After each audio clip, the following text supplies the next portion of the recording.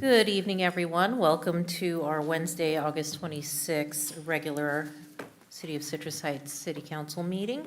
Call this meeting to order. Let's have our flag salute. If everyone can join me in the flag salute tonight.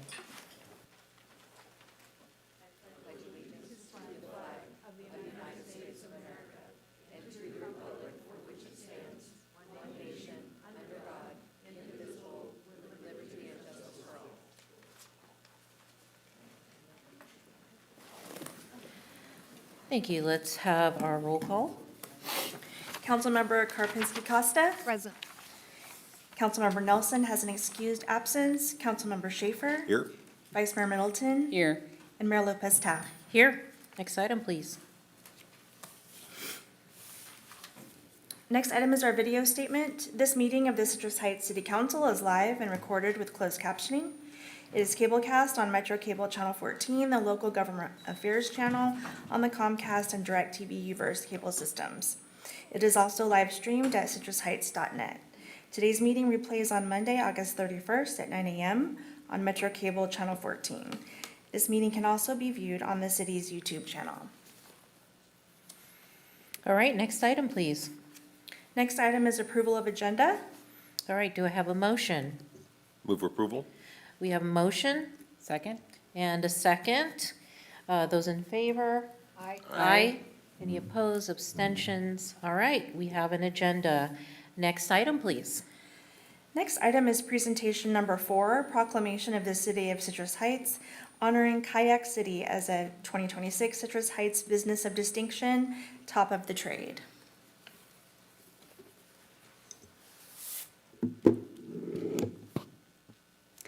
Good evening, Mayor and Council. Unfortunately, the Kayak City team could not be here this evening to receive the proclamation, but I'm still very excited to recognize them as our top of trade business of distinction. I think we have a slide. So they weren't able to be here. However, we were able to pay them a visit and share with them their plaque. And Kayak City truly is top of the trade. They are located here in Citrus Heights, and they are the largest kayak specialty retailer in the United States. They offer an incredible breadth of inventory and specialized, specialized in kayaks, so with a full service rigging department. That means that those who are fishers know much more than I do, but they will install a motor and get it all decked out and customized with lighting and fish finders and a lot of other fun stuff. But they're right here in Citrus Heights, and they have a great showroom. It's exciting to see a business with that level of expertise and specialization be here in our city, and I think there was a stat out there that 1 in every 5 of their customers travels over 30 or over 50 miles to the region just to come and see them here at Kayak City. So we're very excited. If you haven't had the chance to go check out their store, and if you're interested in kayaking or fishing at all, please go check them out. All right, thank you, Alicia. It's really too bad. Yes, let's give them an applause. You know, these are the kind of businesses we need to attract, that people come 50 miles to see them. That's good. Absolutely. I can see why they were awarded top of the trade. Next item, please. Next item is presentation number 5, presentation of certificate of recognition to Sherry Merrick for being named a 2026 Women Who Mean Business honoree by the Sacramento Business Journal. All right, let's go ahead and call up Sherry Merrick for this amazing recognition. Now, first, Sherry, I am going to read our recognition certificate. We're going to hear from you about the honor, and then we will take our official pictures. Okay, wonderful. All right. Certificate of recognition presented on behalf of the City of Citrus Heights to Sherry Merrick, Sacramento Business Journal's 2026 Women Who Mean Business honoree. Sherry Merrick is recognized for her outstanding leadership as Executive Director of the Citrus Heights Chamber of Commerce. Through her dedication and initiative, she has strengthened the Chamber's support for local businesses, enhanced community-facing resources, and expanded leadership and entrepreneur programs.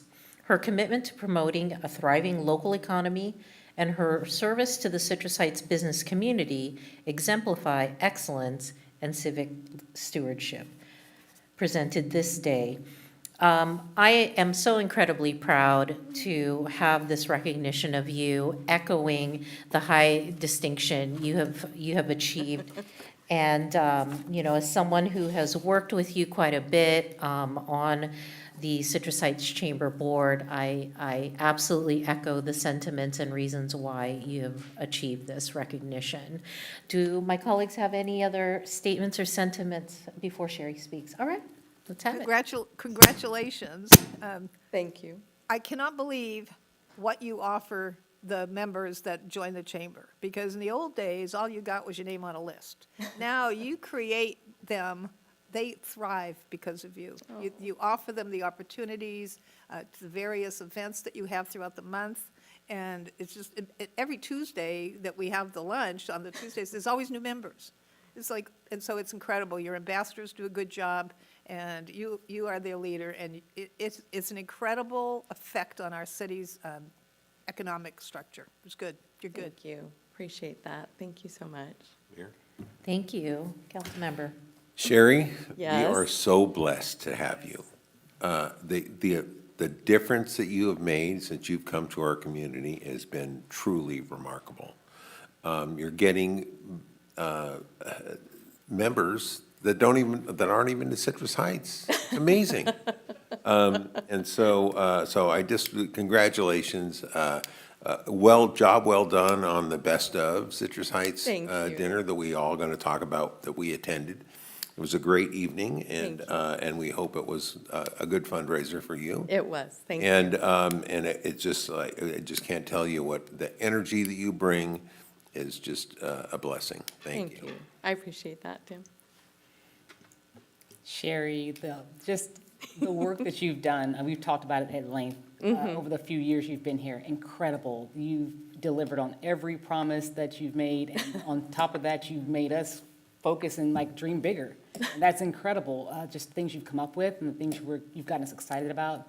But specifically, bringing back our leadership Citrus Heights. I remember when I graduated from that back in 2017. I was the last cohort, so to see you bring that back was amazing. So thank you so much for your Yes. tenacity, your energy, the great vibes you bring, and congratulations. Thank you so much. I greatly appreciate that. You guys, the kind word, just the fact that this has happened, I feel very, very blessed. I hope you all know that I absolutely adore this city, this community. I love what I get to wake up and do every day. It's a lot of hard work, but I love being recognized for, my blood, sweat, and tears. And so for you guys to also acknowledge that, I greatly appreciate the recognition, and thank you all so much. And I felt bad when we had the lunch, and all the other elected officials, Mr. Nilo and whoever, everybody brought you. I didn't even, plaques. that was They're like, Katie. We don't have one. They came up to me and they were like, "Do you know how hard it is to keep a secret from you, Sherry?" Like, Katie kept telling me she was going for walks to get DNA not DNA, vitamin D from the sun. And she'd go out and do a little walk and then come back in. Unbeknownst to me, she was on the phone with all of them, trying to plan this so that I wouldn't know what was happening. And we didn't know. Well, it is our honor and pleasure to give you this recognition. Thank you so much. I appreciate it. All right, and we'll join you for our official photo. Okay, Thank you very awesome. much.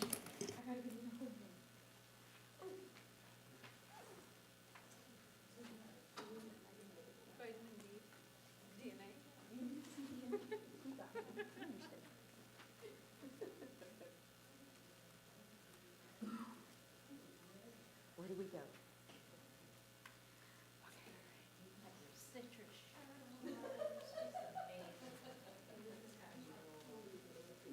And then we need to take pictures with your team. Yes, take a snap and then you get in here. You're so comfortable with the photo. All right, 3, 2, 1. 3, 2, 1.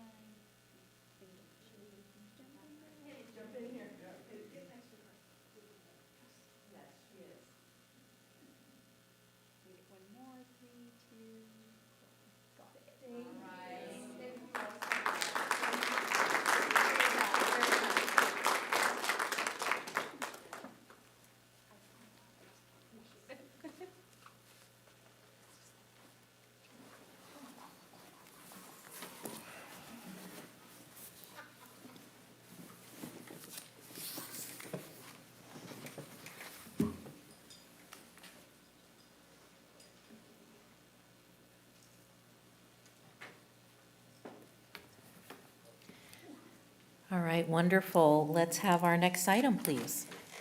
Next item is public comment. Whether participating in person or virtually, members of the public may address the city council during the meeting. Speakers are limited to 3 minutes each, and the mayor has the discretion to adjust the allotted time. There's a countdown display that will beep at the end of the allotted time. For in-person public comment, please fill out a speaker identification sheet and give it to the city clerk. When you are called upon to speak, step forward to the podium and state your name for the record. For Zoom public comment, please use the Zoom raise hand function or *9 from a telephone. Unmute when called upon to speak and state your name for the record. Consistent with the Brown Act, the council is prohibited from engaging in a discussion or taking action on any item not appearing on the agenda. I have no speaker sheets and I'm checking on Zoom and there are no requests. Okay, before I move on, I want to make sure that no one is chomping at the bit to speak tonight. Want to make sure, okay. Well, let's have our next item, please. Next item is comments by council members and regional board updates. Okay, I'm going to go the other way tonight, which I know my colleagues don't expect, but I'm going to start with our vice mayor this evening. See, I was ready. I wrote my notes. You felt the vibe. So not a very busy month outside of school starting back, and, my kiddos are getting wrestling and flag football, but I did go to Citrus Nights, and that was an absolute blast. That was on the 21st. If you missed it, we have another one coming up in September. If I know my colleagues or my city manager well enough, I know somebody will put a picture up, and you'll be able to see when it is. And please show up. Come out. There's like wine and beer and dancing and fun. We had a little 3-girl dance circle. We were amazing. A little offbeat, but good. And then I also did attended the crew meeting, which is the Capital Region of Elected Women. And that is a group of folks where we sit down and we talk about issues that were going on and the challenges that we face and how, as women, we can try to bring a little more compassion and understanding into how we're doing our work here on the dais. I've learned that my superpower is telling jokes every now and again. So if you hear a dad joke, you're welcome. And that's my report. All right, thank you so much, Vice Mayor. Let's go with Councilmember Schaefer. Well, thank you, Mayor. Thank you. It's been a little bit busy for me. I had, on the 13th, I went to the Sunrise Marketplace meeting at noon, and lots of good things happening at the Sunrise Mall that are coming along here. We're very excited about that. And then on the next one was on the 20th, I had a SACOG meeting, went quite long. There we have some controversy over SB 1087, and that is, it's an appeal to, the CARB set our greenhouse gas reductions very aggressively, to the point where we are very concerned that we're not going to be able to meet those, and if we don't meet those, we don't get SB 1 money. That funds a lot of our road repairs. So there's SB 1087 is working its way through the legislature. We're hoping before the session's over, that gets passed, and that just provides us with an opportunity to get aggressive, but at the same time, not lose our SB 1 money. So that's really important. Unfortunately, there was a meeting about that last night, but I was unable to attend because I had a conflict. But we're just waiting with bated breath to hope that passes. Let's see here. And then went to Citrus Nights on the 21st. That was also just a wonderful event, really low key. Great to see so many of the community members who have been just in this community for a really long time, and the wine and beer garden was really a nice touch. I didn't get to go last year, but it was really a fun, really low key, just it was a great event. And then on Monday, this past Monday, I had a SAC-RT board meeting. And we were working through some contract issues there, and then that about wraps it up for me. And that's it for today. Thank you. All right, Dr. Jana. Thank you, Mayor. I went on the 15th, to India Day, and the mayor was kind enough to sign a proclamation, which I did not get an opportunity to read because for some reason there were like 30 elected officials there. They had, and we just didn't, so all I could do was say a few words and that was that. So it was, but it's a great event. It was their 80th anniversary of independence. It's India Day. And I just love the Indian culture, the different dances they do. It's just, so we get to watch, oh, it was just nice. That was nice. Then I went to the mosquito meeting, and I'm sorry we have a small audience, but I'm hoping we have people watching, because I want to tell you, there are two mosquitoes you need to worry about. Those that, well, not two, but two groups. Those that carry West Nile and those that carry Zika. So the West Nile guys are the morning and the dusk and dawn mosquitoes that we tell you to make sure you use repellent and, dress and all that stuff, all the 7 Ds. And those are the ones we have just now gotten so many West Nile positive mosquitoes, stat-wise, if you like stats. We had 103 dead birds test positive for West Nile. This time last year, we had 18. We have 151 positive mosquito pools, and this time last year had 45. So it's definitely picked up. We've got one confirmed human case, and I think a tentative case from our city, until it's, confirmed by the public health people. So they are out and about, these mosquitoes. So all I can do is tell you to drain, dress, dawn, dusk, and deep, and all those Ds. The other mosquito is the day-biting mosquito, the one that we ask you to call if you see day-biting mosquitoes. Councilmember Schaefer sent me a photo last night of a mosquito that bit him. And he was a brave boy to let that mosquito bite him while he took a picture of it. And sure enough, it's one of the bad guys called Aedes aegypti. And so it's the yellow fever mosquito. We don't have yellow fever, but they do carry other diseases. So if you have a day biter and you see mosquitoes in the daytime, those are not your West Nile mosquitoes generally. These mosquitoes will, follow you into your house. They will bite you during the day. And so if you have them, so he's on the list now to have his backyard checked. They will check his sources. If they see more sources, they'll treat your backyard for you if you need it. And so you do want to be aware of day biters. So we do have the dead bird hotline. So if you see a dead bird, you just put your hand in a plastic bag, pick the bird up. Don't freeze it. Just call the district and we'll come get it. And you can always call the district for free repellent, free fish, mosquito fish, if you have standing water that you need fish in. If your water is moving, you don't worry about it, but if, like a fountain, but if it's standing alone for about 3 days, then you might want to have the district come put some fish in there. I did attend the Best of Citrus Heights and want to thank our city, our city honoree for this great event, as usual. The businesses, that just great, and it was a terrific event. We just can't say more of that. Did go to Citrus Nights. I did spill my dinner all over my nice T-shirt, but I fixed it. And then I had sewer meeting this morning, and there's really nothing to report. We were going through our strategic plan. So, and other than that, that's it. Mayor, can I tell a quick story? Absolutely. So what our former mayor didn't mention to you, so last week, these mosquitoes are tiny. They're teeny tiny things. And one was biting me, and I swatted it with my hand.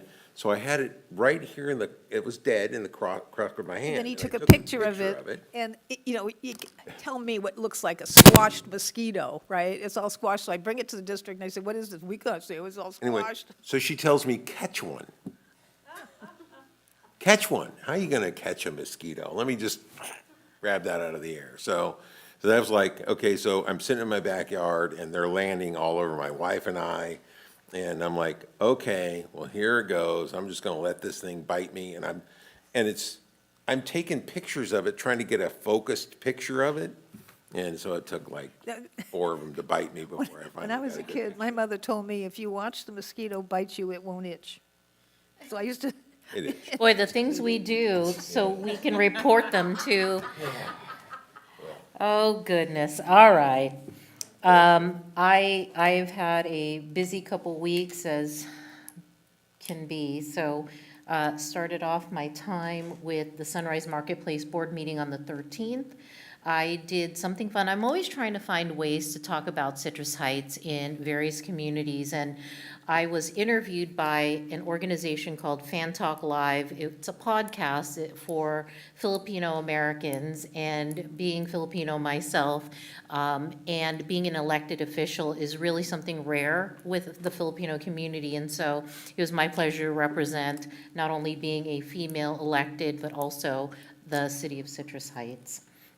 I did, on the 19th, I attended the community workshop regarding the Arcade Cripple Creek Trail, Mariposa Extension. I just want to congratulate Casey and Leslie Bloomquist and our new planning team members. Really great to be introduced to a couple of your new employees, 1 and 2 weeks on the job, and they're so enthusiastic about joining our city planning team that I just thought you're already a great fit.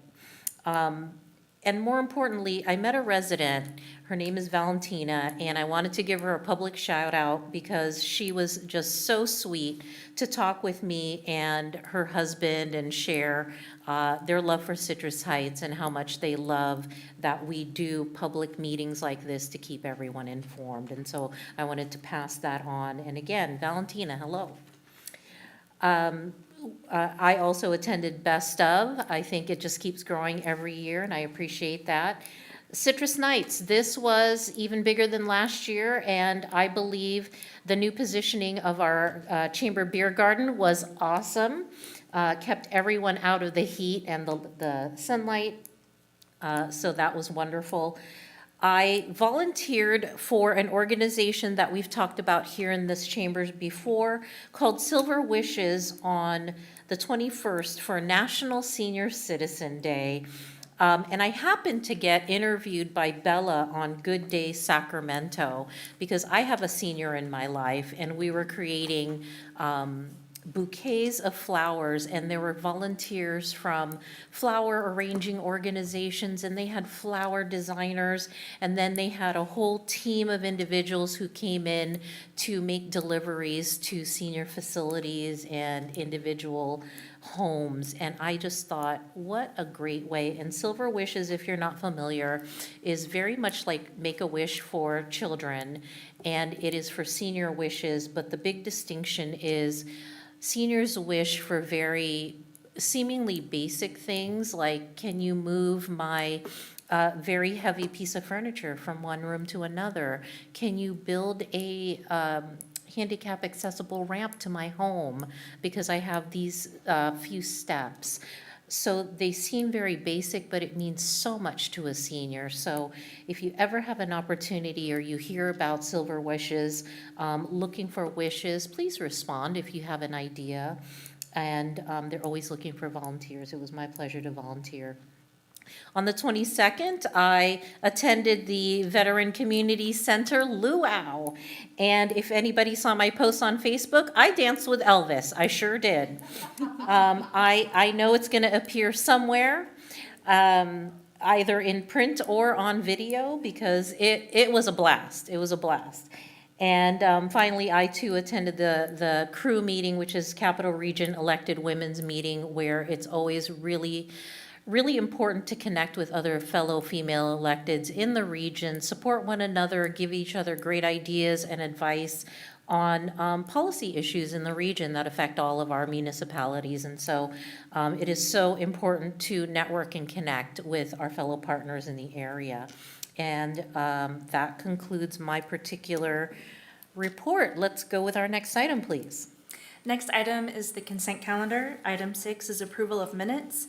Item 7 is a second reading of an ordinance adding Division 6, Uniform Construction Cost Accounting Act, to Article 5, Finances of Chapter 2, Administration of the Citrus Heights Municipal Code. All right, what is the pleasure of my council? Move approval. All right, we have a motion for approval. Second. Okay, we have a motion and a second. Those in favor? Aye. Aye. Any opposed or abstentions? Okay, we have a consent calendar. Thank you. Next item, please. Next item is regular calendar, item number 8, 18th month update of the 2025-2027 Economic Development Work Plan. The recommendation is for the council to receive and file the update. All right, welcome.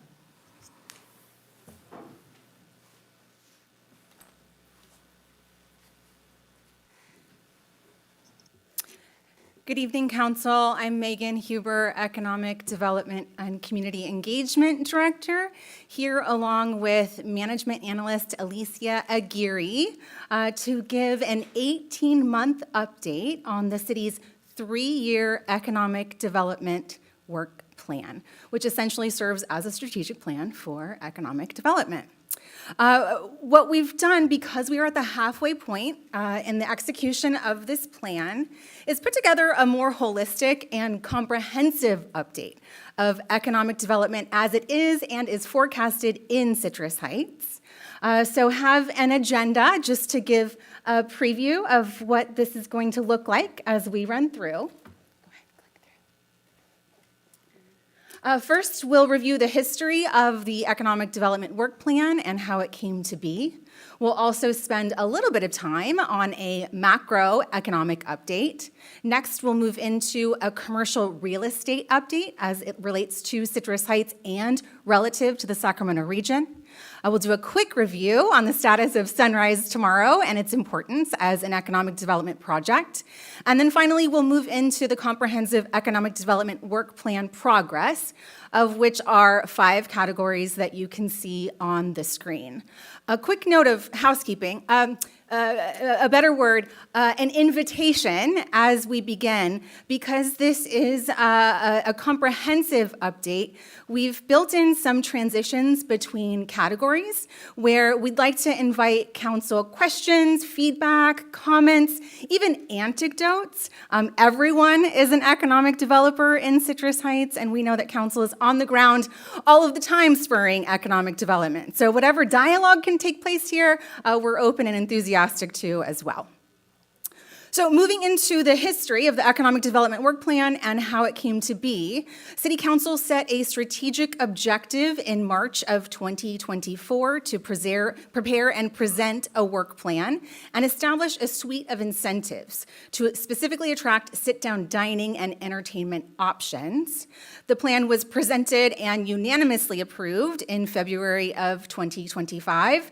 It was prepared in-house. It's about 30 pages. It includes 5 economic development focus categories, 2 new economic development programs, 70 implementation steps to advance economic development, and most importantly, 18 sets of metrics to objectively measure results and ensure we are moving that needle.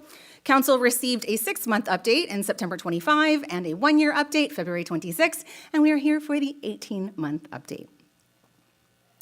So moving in to make sure we have alignment of what economic development means and specifically what it looks like for Citrus Heights. The classical definition of economic development is business attraction, business retention, small business and entrepreneurship with marketing. And that can mean many different things for all different communities. It all depends on what your business community makeup is.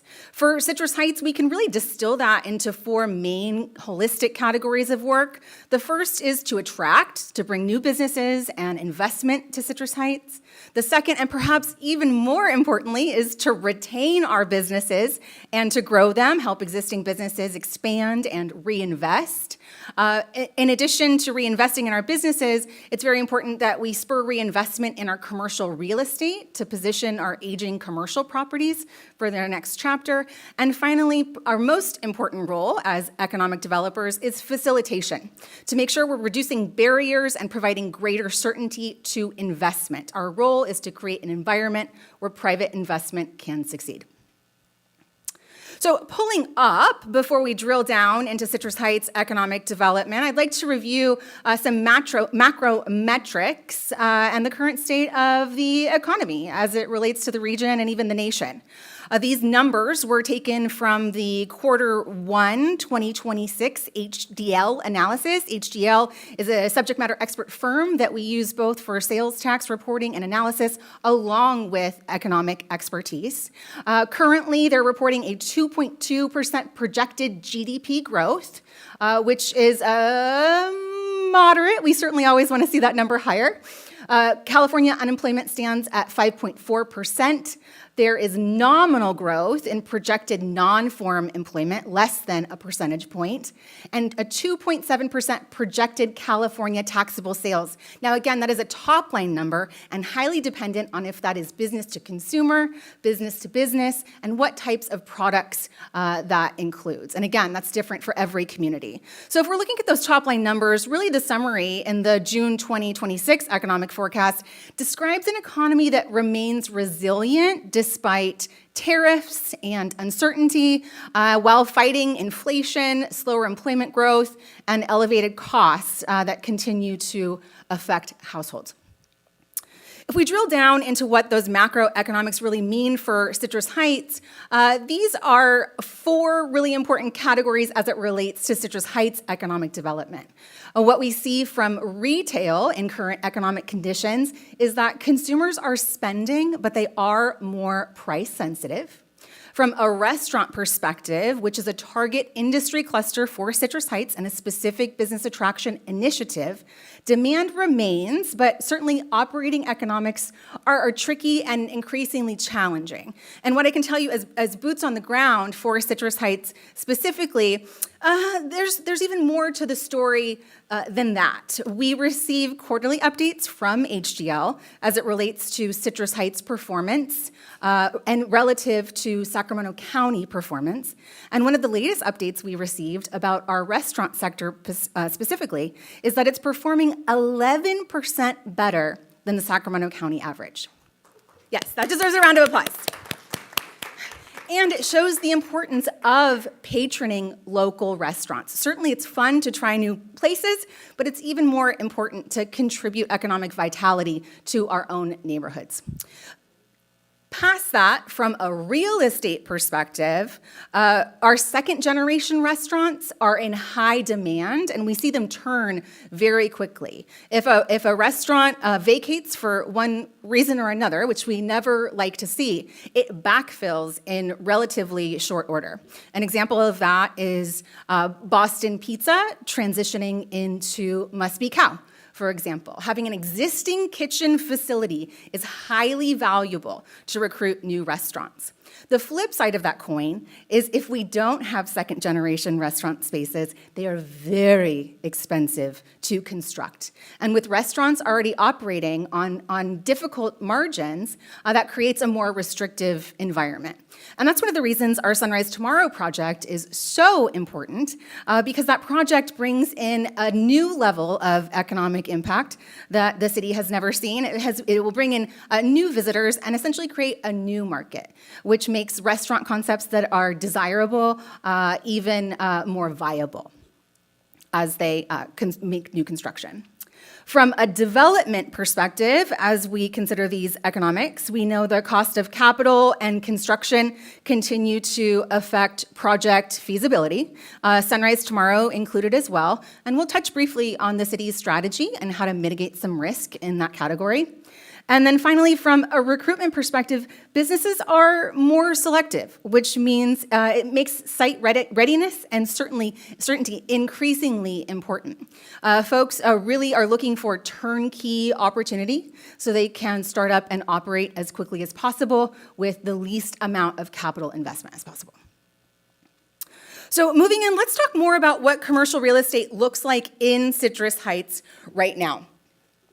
A little bit of background on the images that you see on the screen. These were snapped from CoStar, which is a real estate database that economic developers and frankly the real estate ecosystem across the board uses as a primary source of commercial real estate information.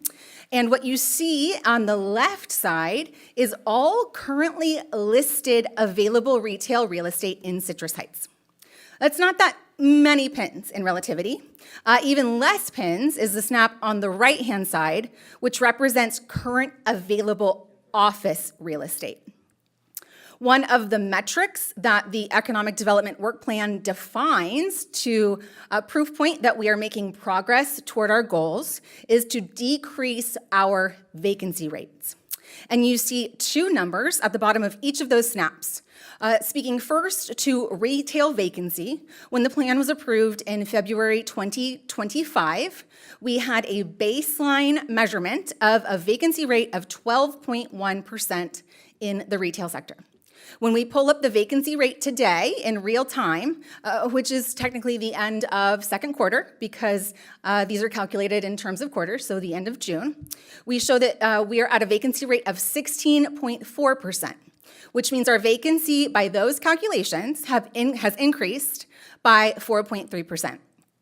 Now, as staff, it's our job to know our real estate comprehensively and intimately. And once we calculated the square footage that percentage represent, it became immediately clear what that includes.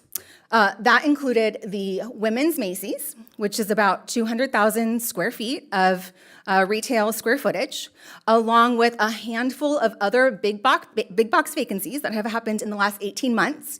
Amazon Fresh, Joann Fabrics, and a handful more of smaller numbers that in aggregation equal that percentage. So what's most important there is that those large format closures that drove that retail vacancy happened at a national level. This is not a Citrus Heights created problem. We are experiencing the effects of a changing retail nature. And I have a little bit more to say on that one, so we'll come back with some more information. I'm going to review the office vacancy first. When we approved the plan in February 25, we baselined office vacancy at 9.1%, and currently it sits at 7%, which means the vacancy rate is down 2.1 points. And as a reminder, when we talk about vacancy, negatives are positives and positives are negatives, which means we are making progress in our office real estate and making sure they are filled with Citrus Heights businesses. So, great news in office, not so great news in retail when we look at those top line numbers. Sometimes those top line numbers don't always tell the whole story, which is very important, which is why it's so important that a community orients itself in true market metrics and what it looks like on the ground. So I have an alternative way in which we can look at this. Go ahead. Sunrise Mall represents 1 million square feet of retail commercial real estate in Citrus Heights. Citrus Heights in total has 6 million square feet of retail real estate. If we exempt the Sunrise Mall site from vacancy calculations, Citrus Heights retail vacancy currently sits at 3%. The Sacramento market retail vacancy rate is 6%, which means in actuality, Citrus Heights is performing 50% better than the regional average. And we know that as we look at the amount and quality of occupied real estate that we have. Our Sunrise Marketplace is not only a local economic engine, it serves as a regional economic engine. And holistically, more than 50% of the city's sales tax comes from non-residents. So there is retail magic happening in Sunrise Marketplace and beyond. We just need to figure out how to reimagine that 1 million square feet of Sunrise Mall. Yes? Can you define retail space for me?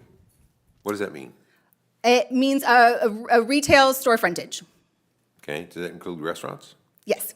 Okay, so it's a pretty broad term when we're talking about retail, we're talking about all the restaurant space, we're talking about, you know, the places where people go in and participate in a point of service, meaning that you're actually going into buying something versus an office space where you're you're going there to conduct business. Exactly right, Councilmember Schaefer. For the benefit of viewers at home, there are essentially three definitions, subsets of commercial real estate: retail, office, and industrial. And Citrus Heights has negligible industrial space. We have 11 total buildings, all of which are occupied. Thank you. Now, Megan, I know you're going to get into this next, but what would our Sunrise Tomorrow, or specifically the Sunrise Sports Center, be qualified as? Oh, that's a great question. I have not had the benefit or privilege of having a sports and events arena in my community's real estate portfolio. So I don't yet have first-hand experience, but I certainly look forward to figuring out how that would be defined, and I'm happy to get back to you on that one. Yeah, I'm just curious. When we find out, let's let people know. It's a great question. And I just, to comment on that, through a process of elimination, it's not industrial space, it's not office space, so it's kind of. Well, we have other entertainment venues that are, got the same issue. So the slides, the slide. New slide business and then Fun City. That would be like a commercial recreation, entertainment type use. Okay. We could put Sunrise, Sports Center in that group. All right. Well, and there'll certainly be even more entertainment magic happening inside of Sunrise Sports Center. Really exciting. Any other comments? All right. Thank you, Megan. On that note, a quick touch base on Sunrise Tomorrow, the city's efforts to reimagine the 100 acres of Sunrise Mall and repositioning the city's largest vacancy. This is essentially our #1 economic development project. In candor, it is everyday work for over 50% of the city's executive team and extends to staff as well. So we would be remiss if we did not include this in the presentation. Sunrise Tomorrow is not represented in the work plan. However, it is represented via multiple strategic objectives in the City Council's strategic plan. So I wanted to take a quick moment on updates there, mostly as it relates to business attraction. Your economic development staff are working with all owners of Sunrise Mall for early and consistent marketing and recruitment efforts. So everything that we'll talk about inside of the business attraction category as we talk about initiatives extends significantly to Sunrise Tomorrow. The clips that you see on the screen are the front and back from our first phase of recruitment brochure that we collaborated with multiple Sunrise Tomorrow property owners. This is taken to trade shows. It's used in direct marketing and even more creative applications. And really, it serves as a quick reference on the best practices of retail recruitment.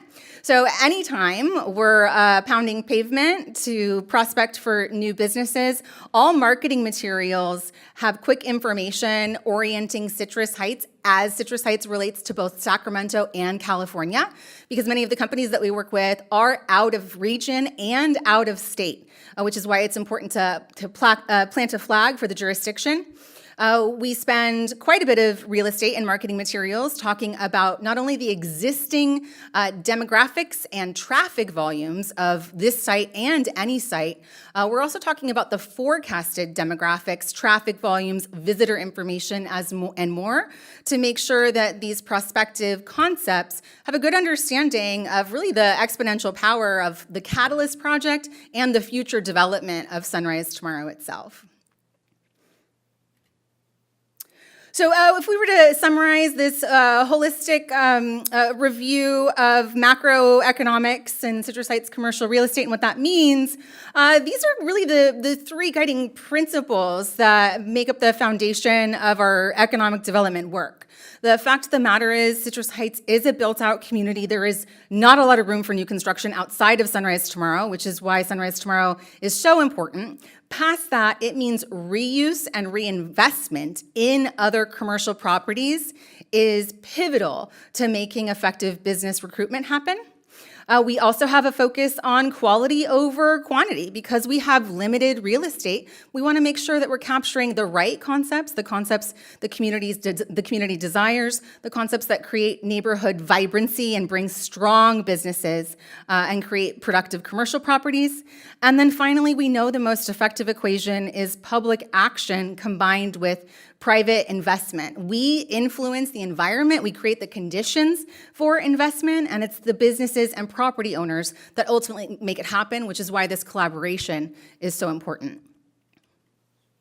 So really putting a finer point on how we create conditions for reinvestment and the themes that are pulled through all of the categories of work that we'll be talking about. It's about knowing intricately current market demand and how we can increase that and influence those numbers.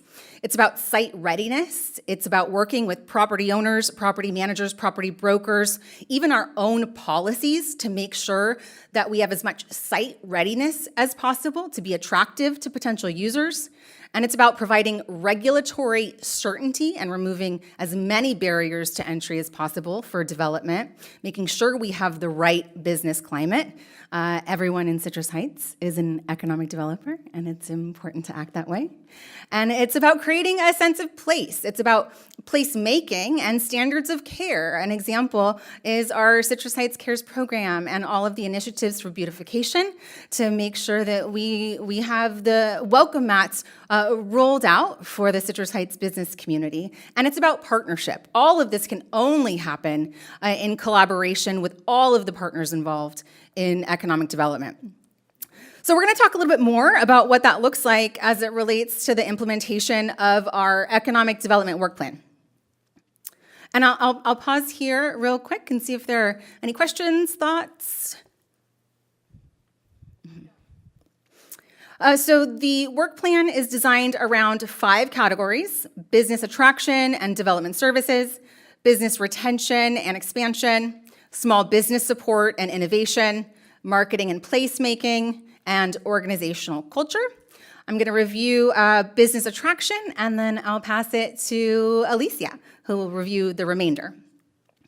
So from an attraction perspective, staff have done quite a bit of work in streamlining our regulations and requirements through zoning code updates, building code updates, fire code updates.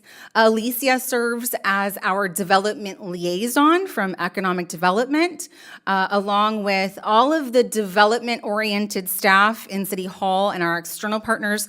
They work together as a coordinated team.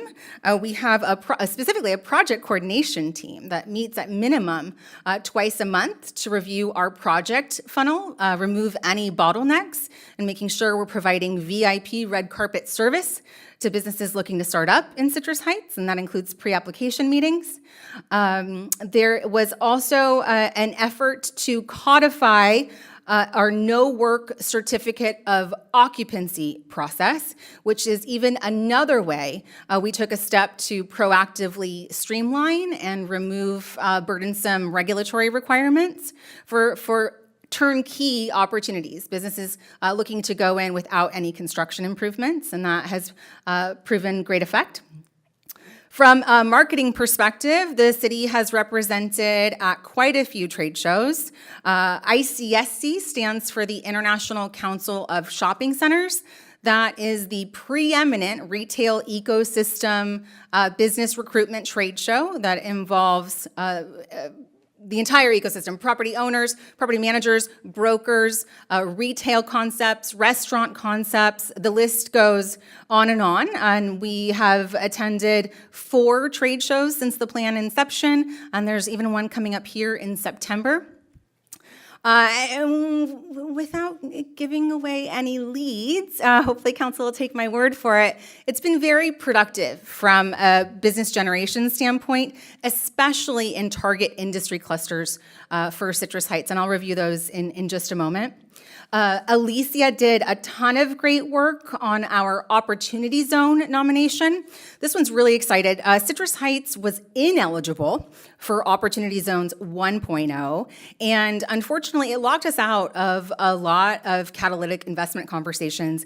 The question Does your city have an opportunity zone? Was a top 3 filter as we talked to developers and investors throughout the entirety of that program. And it cut citrus heights out of consideration for reinvestment dollars, which hurt my economic developer's heart. What made us not eligible? There were minimum qualifications in terms of distressed census tracts. Distressed what? Census tracts, demographics We by don't have census. distressed census tracts? Oh. Not according to the 1.0 program parameters. Yeah, I know. So we are very excited to be in the running for Opportunity Zones 2.0. We've received a ton of support from our partners, including Sunrise Mall owners and future developers, the Chamber, our Sunrise Marketplace, additional stakeholders in the second Opportunity Zone area of Auburn and Greenback, which is exciting as well. So a ton of coalition building going on, and we'll keep it going in hopes that when we get that question again, we can say yes. So looping back around to what business attraction looks like for Citrus Heights and what we're prospecting and targeting in trade shows, these are the top 5 target industry clusters as defined by the Economic Development Work Plan. Healthcare and social assistance, consumer services, which includes arts, entertainment, and recreation. I think it's safe to say that Sunrise Sports Center would hit that one out of the park upon fruition. New and relevant retail, financial and professional services, and finally, entrepreneurship and startups. And these were defined both by market potential, forecasted demand, and making sure that we were identifying industry clusters that were a match for Citrus Heights' available commercial real estate. And then we spend a lot of time on the ground, as I said, making sure we know the ins and outs of Citrus Heights commercial real estate. It is our job to be a veritable encyclopedia of opportunity sites in Citrus Heights. What you see in this photo collage is a smattering of some of my highest frequency property referrals as we're working with business recruitment. And it's not limited to these, but these are the sweet spot. We find that a lot of the target concepts that we are recruiting are in that 8 to 20,000 square foot for retail and entertainment. And then past that, we have some larger format boxes that are between 35 and 40,000 square feet for larger entertainment formats. And then certainly our Sunrise Tomorrow project offers a plethora of opportunities, not the least of which the opportunity to recruit, hopefully, Citrus Heights' first hotel.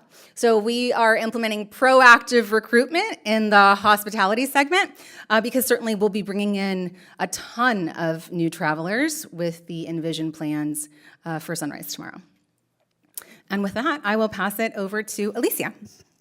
Alrighty, so we've talked quite a bit about creating the conditions for reinvestment, and development services is really about quarterbacking those efforts and eliminating barriers to entry, and sometimes that looks like creating marketing materials. So on the screen, you can see the opening a business guide for Citrus Heights, and it really walks through what can be expected from the entitlement process, from zoning clearance, and whether you can expect to have a design review, and who to contact if you're unsure, and when to contact the building department at what step. So a lot of information about our internal processes, but also about external processes.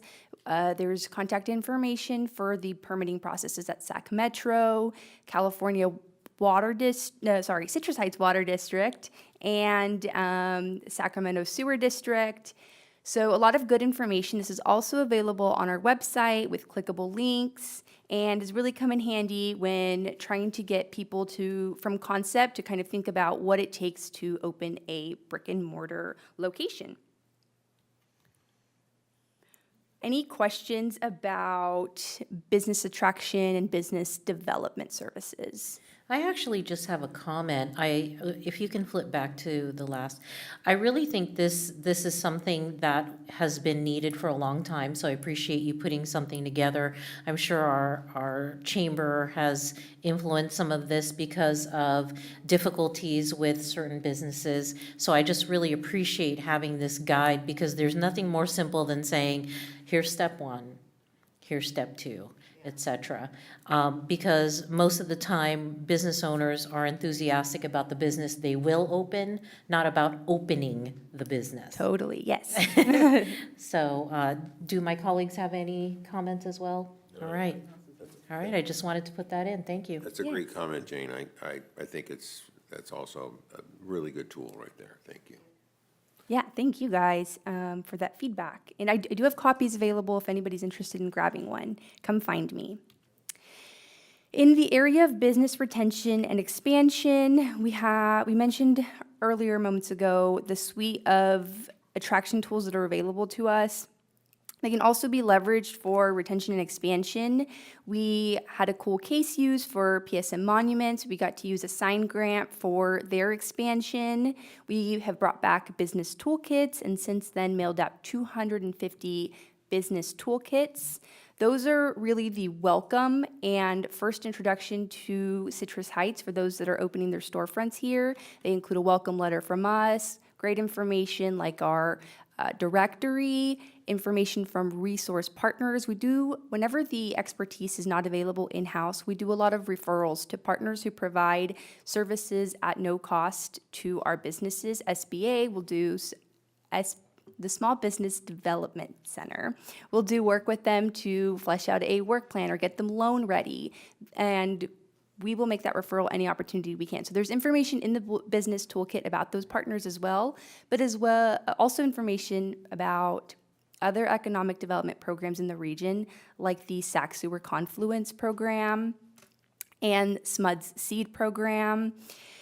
So that was brought back last June. So we've been mailing those out for about a year now. And business retention and expansion efforts are comprehensive, and they take a lot of partnership, and that includes partnership with our police department. We have a business safety hub that is a resource available on our website that includes a lot of information about crime prevention through environmental design and proactive steps that businesses can take to either have the POP unit come out and walk through a subTED analysis with them.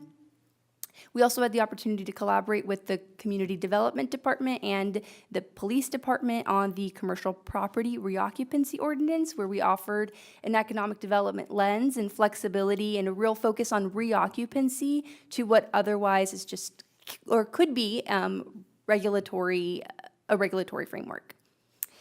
Continuing, well, this is not explicitly mentioned in the work plan. It is a strategic goal, and it continues and builds on the work of the Business Safety Hub and the subTED tools that are available. The Chamber is working with the Police Department on a Business Watch program, so we look forward to hearing more about that programming. And all of the work that we do is really grounded in the outreach. We wouldn't know what businesses that we can support through our grants or what businesses are looking for some marketing support and referrals if we are not connecting with them. So our outreach is really done through, one, we have the business annual survey, went out last October. We have another one coming up at Q4, so this October. But we're also on the ground doing site visits. Last year, we had the opportunity to partner with the Chamber and some Auburn Boulevard champions to do a walk through that corridor. And last year, we met our goal of 50 annual business visits. This year, we are over halfway through that goal of 50 visits. And we are connecting with our top employers, our top sales tax generators, and of course, our small businesses. This here is an example of what that outreach looks like or can look like as we're conducting our work. Any questions about business retention and expansion? You know, I get out and about a lot, and I was a speaker at a business networking group in Sacramento.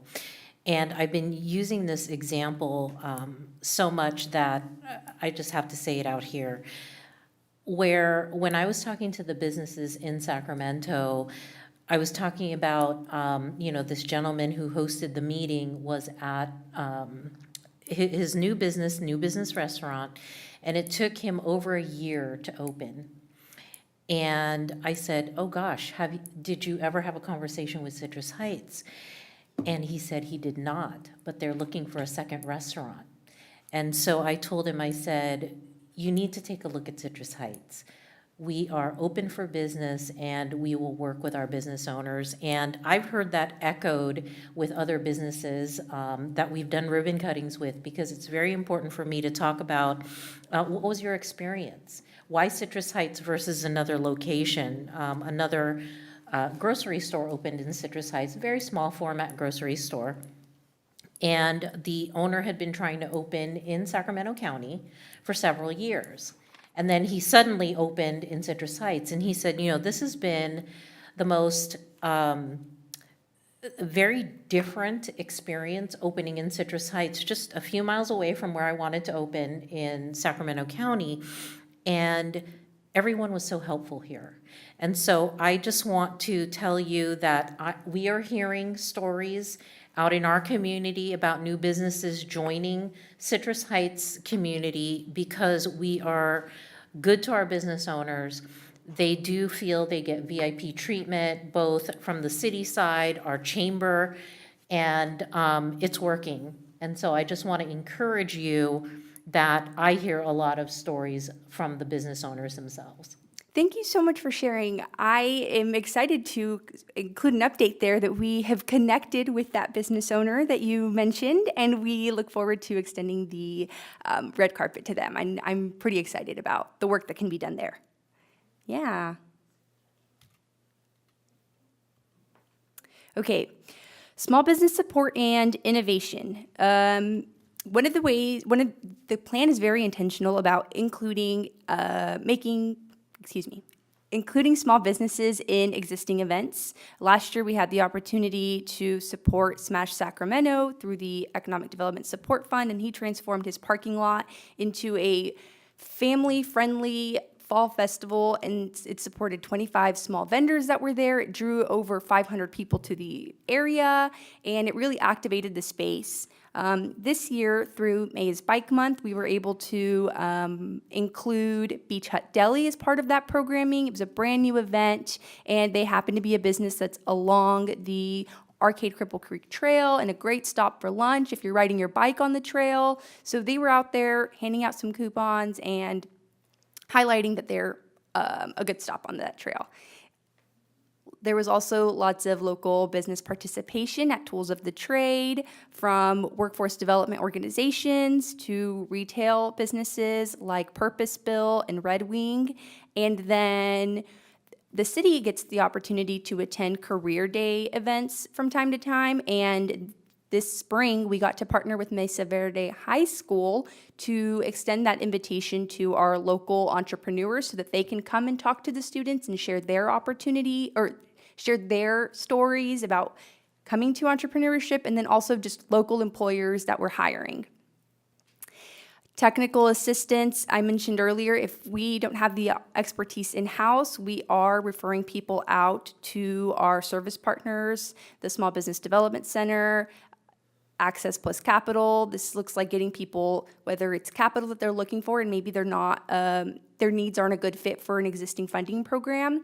There are some very compelling and competitive low interest rates for small businesses that sometimes these commercial lenders can't meet the needs of the small business. So there are alternative funding opportunities for them through community development funding institutions. So we do a lot of referrals to those organizations, as well as Leadership Citrus Heights that provides an opportunity for our small businesses to build on their leadership skills and be even better partners of this community. And Sherry, I won't steal your thunder. I know you're going to say a lot of great things about the program.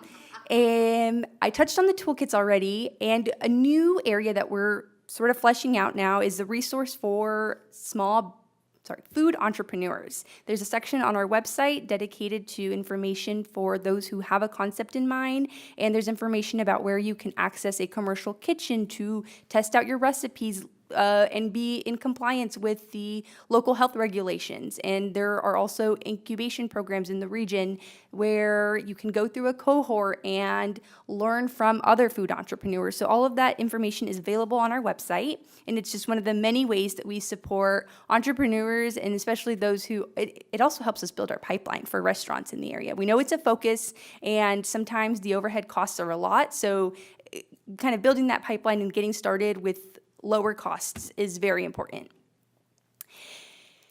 Love Local, it's a brand that's growing, and I will touch more on that in a little bit, but I want to recap some of our existing programming that supports our Citrus Heights businesses. Business of Distinction, we have recognized Byers Gym that happened at the last State of the City for the Civic Heights Award. We also recognized Honey Donuts for the legacy business. Trust Barbershop was in here not too long ago for that transformation to their storefront. And most recently, Kayak City was awarded the Top of Trade Award. The Love Local highlights that we did for Auburn Boulevard, they were an opportunity for these businesses to be highlighted on our social media platforms. We will talk about I think we did talk about the survey. I didn't do justice to the survey. In the survey, one of the number one cited requests was for support in the marketing space. So we took that and amplified the Love Local project, and we brought it back for a 2.0 and extended the opportunity citywide. So any business was we reached out to those, we included it in the business bulletin, and if a business was interested and willing to have us come in and film, we filmed a video that would then be posted onto our social media. And it's one of the ways we get to, and then it's also important to note that the business gets the material and they get to use it for their own marketing purposes. I know that one of the restaurants that was on Auburn got to use the photos that were taken from the Love Local first round, and they used it in their grant application for that resilience fund that I was talking about earlier. And because marketing was cited as one of the most sought out needs from our businesses, we've put a lot of focus in it, and the work plan just has a lot of focus around it. I talked about Love Local Campaign 2.0 and those business highlights, but there's also a lot of information. There's also the opportunity outside of just that programming to have your business highlighted. There's a link for a business highlight interest form, so any business in Citrus Heights, it's open to any business in Citrus Heights, and they can either upload their own content or we will come out and capture some photos and videos for them. The events calendar is also available for community organizations to upload their information. And then we have 3 newsletters. We have our general newsletter, our business bulletin, which we use to communicate directly with businesses. But the newer to that suite is the commercial roundup, where we include information directly to brokers and property managers. This is where we share information about upcoming retail trade shows, and they have we let them know well in advance when those dates are upcoming so that we can connect with them and bring their properties with the team to those trade shows. And this is accumulation of the Love Local programming that we have. From the website to a letter that gets included in the Chamber's outreach, all of the business highlights. We did holiday gift guides in the past, and we'll continue to bring those back, really encouraging the message of shopping local and the importance that those dollars spent here in Citrus Heights. And newer to this programming is the Chamber Scholarship. This will be an opportunity for first-time businesses opening a storefront in Citrus Heights to connect with a network of existing businesses here in Citrus Heights and get access to the plethora of programming that is available through the Citrus Heights Chamber. And it really reduces those costs, especially for their first year. We've heard all of the stats about your first year operating. There is so much uncertainty that this is one of the ways we can support them through that first year. Being added to the Love Local suite, we will have some this is kind of a little bit of a teaser, but to continue some placemaking efforts along Auburn Boulevard, there will be some banners featuring faces of local businesses and our community, again, with that same messaging of shopping local, eating local. And then there will also be some workshops around, we've identified a couple of topics. So AI and how to responsibly use the tools that are out there, just so that businesses know what's available and don't get left behind. And then also some marketing workshops will be available in the fall. Any questions about marketing? No, sorry, small business support and innovation. All right, let's keep going. And then marketing and placemaking, really, it's about creating a sense of place here in Citrus Heights. We have supported through the Economic Development Support Fund a patio expansion at Dark Heart, and you can really see the transformation there through the images. And then we've continued supporting a lot of the murals that have been added to the art district. A lot of this is to drive foot traffic and create a sense of place as people are shopping and dining throughout the district. And any questions before we move on to organizational culture? All right, let's keep moving. Okay. All of the work that we do here in economic development, you heard Megan say it, everybody is an economic developer. From the opening a business guide that we talked about earlier, that was a huge collaboration between our building division, our business license division, our planning division. In order to get businesses, local businesses at Tools of the Trade, it took a lot of intentional outreach and collaboration from our general services department. A lot of the programming that we do, we need some reports, some GIS reports sometimes, and it takes IT to really help us out. So there are a lot of cross-departmental collaboration going on. We had a partnership with SBA on a procurement event, and that wouldn't have been possible without GSD being there sharing information about the CIP projects that are up and coming. And do we have any questions about organizational culture before I move on? No. And you have absorbed a lot of information. Another way to kind of remember the impact of the work plan, just a couple of metrics that we've compiled. There have been 2,441 transactions year to date on business licenses, which is a 10% increase from 2025. New business licenses are up 6.8% from 2025. But not only new businesses, renewals are also up 8.1% from 2025. Just highlighting the square footage of some recently filled vacancies. I won't go through them, but you can see them on the screen. This is not a comprehensive list. It's just a snapshot of the work that has been done. 847 subscribers to the Business Bulletin. There have been 85 plus business retention visits since the adoption of the plan. 96% of our top employers have been retained. There have been 105 businesses engaged through the Business of Distinction nominations alone, and 35 resolved business development inquiries. And then upcoming, we have the annual business survey that I flagged and the Love Local placemaking banners that are going to be going up in Auburn Boulevard, the Citrus Heights Chamber of Commerce Business Expo, and those technical assistance workshops that we were just mentioning, Leadership Citrus Heights 2026 and 2027 cohort, upcoming trade shows, and the Business Watch programming. And with that, that concludes our 18-month update. If anybody has any questions, I'm happy to take them. All right, do we have any questions or comments at this point? Yeah. Well done. Thank you so much for the update. Really appreciate it. It was very informative. Thank you. A lot of work. Good job.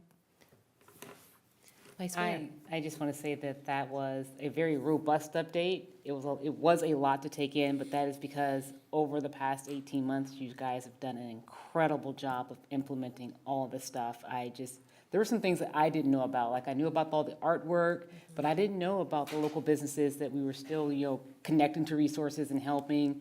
And this is a small but very mighty team who's getting it done on top of like attending conferences and like pitching to everyone. I'm really deeply appreciative of all the work you guys do in the community, but also how you put it together in such a proficient and robust manner. Thank you. I have to echo what my colleagues just mentioned, I'm just so proud of Citrus Heights and the efforts we've made. I think having a economic development work plan has really focused our efforts, not that we were, running roughshod, but I think it's given us something to evaluate every 6 months. And you have absolutely blown me away. I am looking forward to seeing those banners. They are amazingly beautiful, and I can't wait to see them up and applaud you again. Thank you.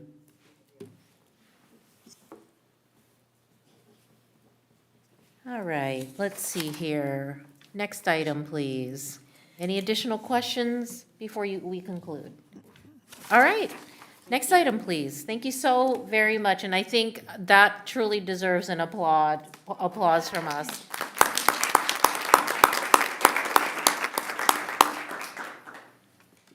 Next item is regular calendar item 9, approval of Economic Development Support Fund grant request by the Citrus Heights Chamber of Commerce. The recommendation is to adopt a resolution approving $30,000 grant to the Citrus Heights Chamber of Commerce from the Economic Development Support Funds. Mayor and council, the item before you this evening is one that comes forward annually. We received the Economic Development Support Fund request from the Citrus Heights Chamber of Commerce. And the Chamber of Commerce really continues to be one of the city's strongest economic development partners. They really serve as an extension of the work that we're doing, and they help us reach our business community, connecting entrepreneurs to resources, and they convene our business community. It's a partnership that really allows us to extend our reach well beyond what our small but mighty team can accomplish alone. You've seen examples of that partnership woven through the presentation that we just gave. So here to share more about the Chamber's work and the impact of that partnership is the Executive Director, Sherry Merrick. It's almost like we don't know who you are. Madam Mayor, Madam Vice Mayor, fellow city council members, city staff, thank you so much for having me. Yes, is this my clicker? I get to use this? All right. So in 2025, we had over 100 new members join our organization, which was a 17% growth over 2024. And currently to date, we have 58 new members, which is a year-to-date growth rate of 8%. And currently, we have over 370 members, which is a 20% growth rate since I started in 2024. Thank you. So one of my goals for 2026 was to actually create a snapshot of what we were able to accomplish in 2025. And it took a lot of time, but the fact that our chamber was able to spend $100,000 directly back into our chamber membership, I was super, super proud of that. We were able to do 2 business walks last year. We had over 34,000 visits to our website. We did over 85 events in 2025 with over 2,500 attendees. We did 38 ribbon cuttings. We sent out over 86,000 communications to our members. We had over 5,000 social media interactions. We had over 240,000 views on social media. We also did 15 educational workshops. We squeezed 52 businesses because we squeeze a new business every single week. We were able to actually donate over $6,000 to our local nonprofit organizations, and we collaborated with over 5 neighboring chambers to make our region stronger. What's squeezing a business? So every Friday, we highlight a business on our social media, And we love our members so much, we don't just give them a hug, we give them a squeeze. Oh, okay. Yes. Because citrus, come on now. That's how you Hello. use it. And we just keep adding to our amazing chamber programs. This is just a quick snapshot of what we're currently doing. I think there's a couple on there that I've added that I didn't even, or no, that's for 2026. We're highlighting what we did in 2025. So no, this is accurate. I wanted to give an update on, thank you for not stealing my thunder, Alicia. I did want to give an update on our 2025-2026 Leadership Citrus Heights cohort. That first class back raised almost $14,000 for our community. That deserves a round of applause, definitely. They were able to install a gorgeous mural at Rush Park, as well as an AED device to help save lives. And one of the attendees is in the audience, Dr. Gabrielle Rossi, and she and her husband, Kevin Tanner, they actually helped support that AED. And it's just amazing. And then not only that, they were also able to donate over $6,000 to two of our local nonprofits. So I always pop my piece, sorry you guys. So that was super exciting. It's just, I couldn't have even dreamed of that first class back. It truly was so eclectic. We had big business, we had small business, we had nonprofits, we had our mayor. It truly was amazing. And I can't wait. We're kicking off our next cohort next month. And I can't wait to keep making leaders that are going to love our community and want to serve our community as much as I do. We also partnered last year with Mesa Verde High School for our Kids Commerce program. And we were able to work in collaboration with Junior Achievement. And we were able to award over $1.7 thousand in funding to help students with their endeavors. And we are bringing that back as well this year. That should be kicking off next month as well, because why not kick off programs in the same exact month? And we are continuing our strategic partnerships. And you'll see at the bottom, the one that I'm really, really super excited about is the Citrus Heights Business Watch. SMP, Sunrise Marketplace, they do an amazing job, but they only cover a small portion of our community. And I want our entire business community to feel safe and to feel supported. And so that's what this Citrus Heights Business Watch is trying to accomplish. It's trying to bring us together as a whole, and just have all of our business community looking out for each other, just like Neighborhood Watch. Neighbors look out for each other. Why shouldn't businesses and business owners look out for each other? Our marquee events, last year, we kind of hit it out of the park, and this year, we kind of did it again. And so we're super excited to see that every year, year over year, our marquee events are growing. We're getting more engagement. We're actually seeing new faces each time. And that's what makes me happy, because that means we're engaging more and more of our community. It's not just the same faces over and over again. It's new faces continually. And so that's what makes me know that we are being more impactful. Our event attendance this year so far is up 10% from last year. So we keep going up. That's Can what I we want to pause see. here? Can I pause you here? Yes. Because you have such a beautiful picture of you two. And you do this with how many total staff? 2. So a Me big and- me and thank you Katie. A big thank you to you and Katie for The mighty all of team these of two. efforts. No, I meant one of your volunteers, though. We do. We would not be able to do it without my board of directors or our ambassadors. Truly, A they. little volunteer that goes in a couple times a week, and she just kind of helps with Oh, Judy. Yes, Yes, I met- Judy. We absolutely adore Judy. Judy's amazing, and we love having her. We had a SMUD event yesterday when she came in to volunteer, so we missed her this week, and I was sad because I didn't get to see her. She won our big onion at the lunch. Oh, she did. That's right.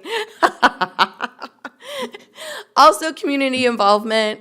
We were able to do big day of service. We had to do a big pivot on that day because, unfortunately, the senior care facility that we were supposed to go to had a rash outbreak, and they couldn't allow us in to do what we wanted to do. So we wrote cards of encouragement instead and delivered them to them. So, but the amazing things that keep happening in our community just make me feel so proud to be in the role that I'm in. The Habitat for Humanity key ceremony was absolutely amazing. You all are correct. Citrus Nights was fabulous yet again. I'm so excited that we are able to partner and bring the fun to the event.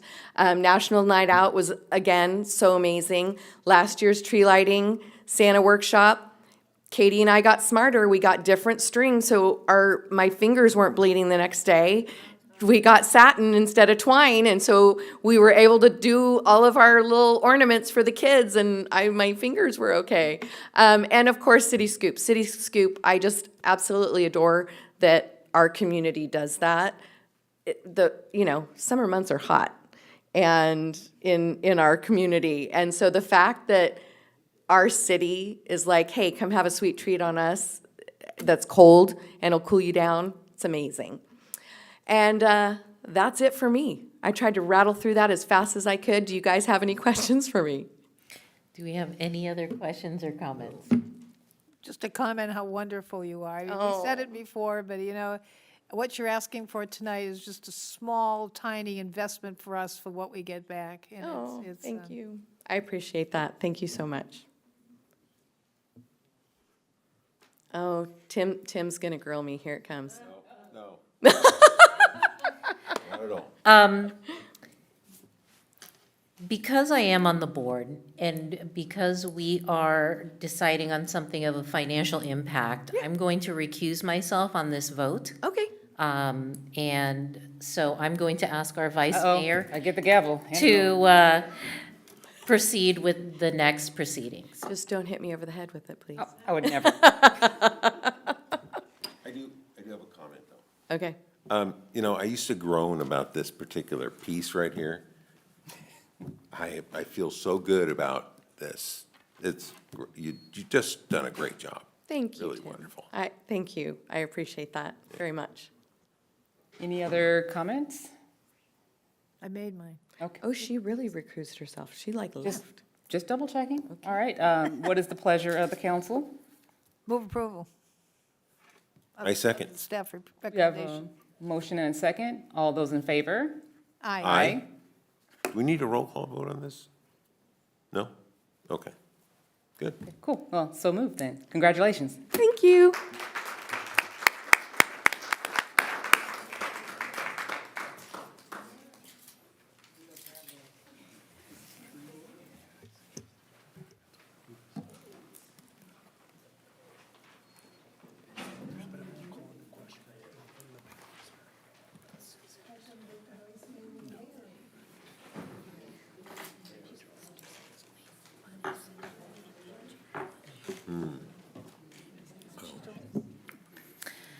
All right, how did that feel? Great, I'm ready. Okay, thank you, everyone. Next item, please. Next item is items requested by council members, future agenda items. Okay, do we have any requests for future agenda items? I actually have one. And I wanted to be able to have a conversation, reopen the conversation of our reading of written public comments. Can I have any support from our fellow colleagues? Sure, yes, I second. Okay. And that's all we needed, correct? All right. Thank you very much, Councilmember Schaefer. And that's it for me. Any others? Okay, wonderful. Next item, please. Next item is city manager items. All right, Ash, what you got? Hey, well, good evening, Madam Mayor, Madam Vice Mayor, members of the council, Ash Finney, your city manager, and I do have a few updates for you. And some of these things you touched on in your comments, but there's definitely things to celebrate. If I could go to the next slide, please. One, we have been awarded, our General Services Department had entered into a competition, if you will, for projects of significance. And so this is the American Public Works Association Project of the Year is our Auburn Boulevard project. So that's for the Complete Streets project, and it won the Complete Streets category for transportation. And these are for projects they were up against that were $10 to $50 million in overall scope and budget, and for population centers of under 200,000 people. And so City of Citrus Heights was the winner, and as I was at National Night Out, I heard a lot of comments, especially at the Watson Way site, about a lot of appreciation and excitement about the improvements that have been down out there. So definitely a hit with the community and recognition from the industry of a job well done. So you can see the team in the plaque accepting that award. So excited about that. And then we've got a ribbon cutting tomorrow to celebrate that great accomplishment. And to remind folks too, most of that project was grant funded, and it was funded through other dollars. Citrus Heights did make some investment into that, but the great majority of it was funded through grants. And otherwise, big consequential projects like that just could not happen without how competitive our team is in that grant world. Hey, Ash, before we get too far along, what time is that? Because it's not on my calendar. Well, we're gonna fix that. The 11:30 is when the arrival is, and then I think the ceremonial aspects start about noon. Okay, great. Yeah, we'll make sure that it gets on your calendar, Councilmember Schaefer. Where's the best place to park when you get there? I'm gonna have all that information to you when I send that over to Councilmember Schaefer. Okay. And well, here's the ribbon cutting event. It looks like we have a slide for it, so it looks like I jumped the gun there, but a beautiful arch that is introducing a beautiful project in an area that's ready for enhanced business activity and future redevelopment, as well as a great gateway to many neighborhoods. A lot of excitement about football, talking about redevelopment and new projects and reinvestment into a very vibrant community. The San Juan High School football stadium, home of the Spartans. You can see the picture on the left. Council members were part of a groundbreaking ceremony as the stadium was redeveloped and refurbished, and you can see council members as part of a ribbon cutting ceremony along with their Board of Trustees colleagues and administrators celebrating a wonderful and beautiful new field. Their first game on that field for the football team will be tomorrow night. So we've got a flyer up. It's a red out game, so encouraging the community to come out to support the Spartans as they unveil their new stadium and work towards a winning season. So. Isn't it Friday night or tomorrow night? I'm sorry, Friday night, thank you. Friday Night Lights, I needed that title up there because I jumped the gun on that one. Yeah, Thursday, we have the Auburn Boulevard groundbreaking, and then Friday is the San Juan football game. It starts at 7 p.m. for varsity, they'll have a JV game earlier. Citrus Nights, that was a fantastic event. A lot of fun was had there. It's a very vibrant community that we have. The vibes were off the chart, very positive. And we just got a short video here for those that missed it. We do have another one coming out, but you'll get a sense of what it's like.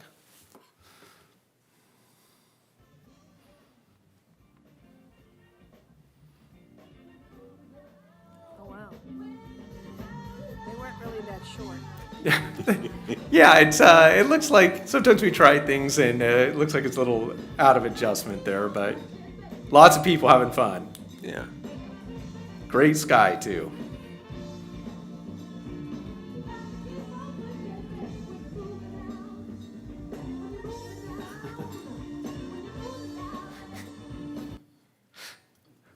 I don't know what was more fun, playing the distorted video or Well, so the event was awesome, and the crowd looked fantastic. So, yeah, it was a lot of fun. It was a lot of fun. So, there we go. That's more of the format there. There we go. But yeah, we encourage people to turn out next month for the next Citrus Nights event. It was a great event. Speaking of great things in a community that's definitely on the run, we're rolling as a community. There's a lot of fantastic policies that the city council has put in place and our staff has implemented over the course of the last several years. And periodically, I'll get mail from the community. Well, today I opened my mail and this nice card was in there. And so it's certainly something I would share with our staff, but I thought I'd share with the council too, as well as the community. It was a really nice thank you note, and I'll keep it anonymous, but it reads, Mr. Feeney, I personally want to say thank you to all the improvements I see in the city of Citrus Heights. I'm a resident of Citrus Heights who lives adjacent to Fair Oaks Boulevard. All of the improvements on the streets, the improvements on Auburn Boulevard, in the Welcome the Arch for City of Citrus Heights, in the constant cleanup I see in the city the workers do on some of these areas with garbage that they're addressing along the right-of-way of our streets. Also want to thank the city staff that come out immediately responding to my street light that I submitted, and just appreciate all the hard work that's done. So thank you again for helping our city. Thank you for keeping the city of Citrus Heights clean and beautiful. I get mail like this. There's a lot of residents very happy with what's going on here. So I just wanted to share this with the council as well as our staff team and the community. And if you have a compliment, we love that. If you have a challenge, we talk to you about reporting that too. But I wanted to share this out because I think it's important for the council to also see the appreciation that comes forward from the residents. And that concludes my updates. Wow, that's a good one. I really appreciate, we should probably do a correspondence segment of your report when you get them. I love that. Thank you very much, Ash, for sharing. Any final comments or questions from my colleagues? All right. Do we have any other items? All right, and with that, we are adjourned. Thank you.